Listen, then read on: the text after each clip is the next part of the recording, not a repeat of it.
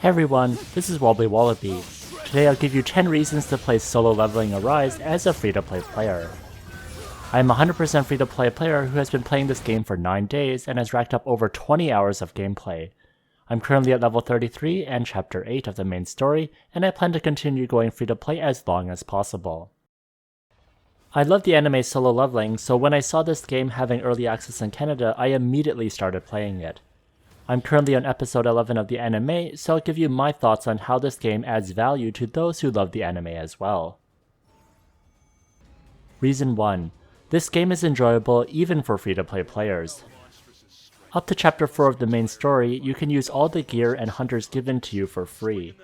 After chapter 4, it starts to get a bit harder and you'll have to rely on rolls for weapons and hunters. I think where the game starts feeling a bit grindy and progression locked is around chapter 7. Before that, you can use your combat skills to beat the game even with subpar gear, which is really fulfilling. So at a minimum, you can enjoy this game for up to 8 to 10 hours before it even feels grindy. Reason number 2, you can play as some of your favorite protagonists and antagonists in the show. You get missions where you play as Jinwoo, and then you have some where you play as hunters. Also, you'll have hunters to assist you in battle as well. If you're a fan of Jinwoo, then you get to experience just how overpowered he is. The game also gives you Song Chiyul and Lee Jo-hee, so you get to have them join your party as well. I'm a fan of them from the show, so I like being able to play as them. There are also side missions where you get to play as some of the antagonists, such as Kang Tae-shik. There are some other hunters from the show that you have to roll for, but I think it's a good balance of playing characters you know from the show to give you some variety. After all, it gets really boring if you're just stuck playing Jinwoo all the time. There are some gacha games out there where you can't even play as the main characters, which is absolute BS to me, but luckily in this game you get to experience a lot of the characters from the show. Reason number 3, there's great story. If you enjoy the anime storyline, then you'll love the main chapters and side chapters in this game. The main chapter follows the anime very closely. There are some chapters that include some extra content that wasn't seen in this show. If you make it up to chapter 8, that's about where episode 10 is of the anime.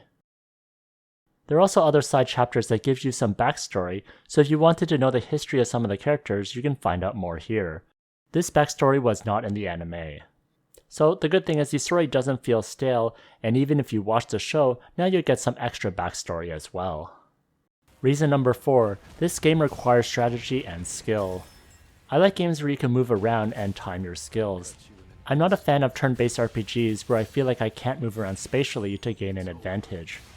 Also, in this game, with good timing, you can take down bosses even if your power level isn't high enough. Games that reward you for good reflexes, strategy, and spatial awareness are always satisfying to me. Reason 5, dailies are reasonable. I think doing dailies takes about 45 minutes to an hour each day.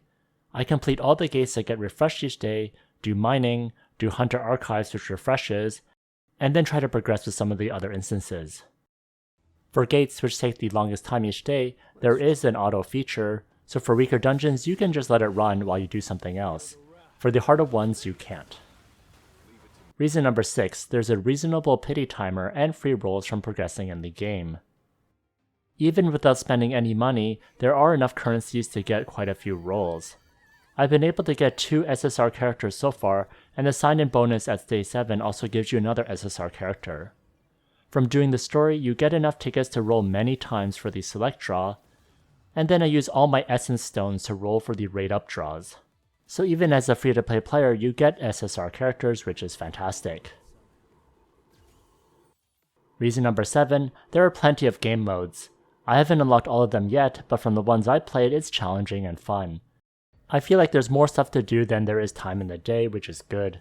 This is especially good if you're stuck on the main stories, because you have other things you can do while you progress and power up. Reason number 8, it's fun for completionists. There are tough battle missions for chapters that help you hone your skills. These battle missions will give you more tickets for rolling the select draw and also adds a higher level of difficulty to your gameplay.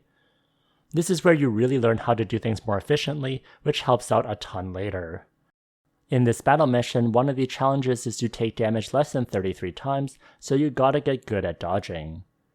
Also, this one where you're winning within a certain time, such optimizations include learning how to group up all the enemies for tons of AoE to wipe out the mobs quickly.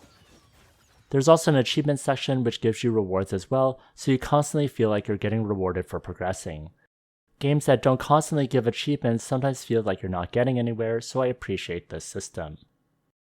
Reason 9. There's lots of depth in the game. For example, there are weapons that can be leveled up and have different attributes and skills, so you do have to choose certain ones are optimal.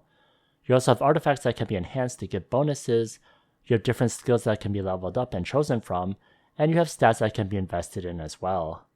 All this leads to strategies and guides, and also gameplay that isn't linear. If it was obvious what to invest in, then it isn't fun.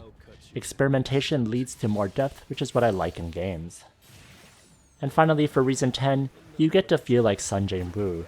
From the hours and hours of playing this game, I feel like my Sun Jinwoo really has progressed from an E-rank hunter to a true monster. You can really feel the difference when you replay earlier chapters, since you'll be murdering those bosses. Also, later on when you're facing bosses with tons of health, it's very satisfying to see you shred through them. I like games where I can feel like a badass and solo kill even the most fearsome boss. That's all. I hope you get an idea of why I love playing this game. Are you planning to play solo leveling Arise? Do you have any comments on guides I should create? Let me know in the comments section.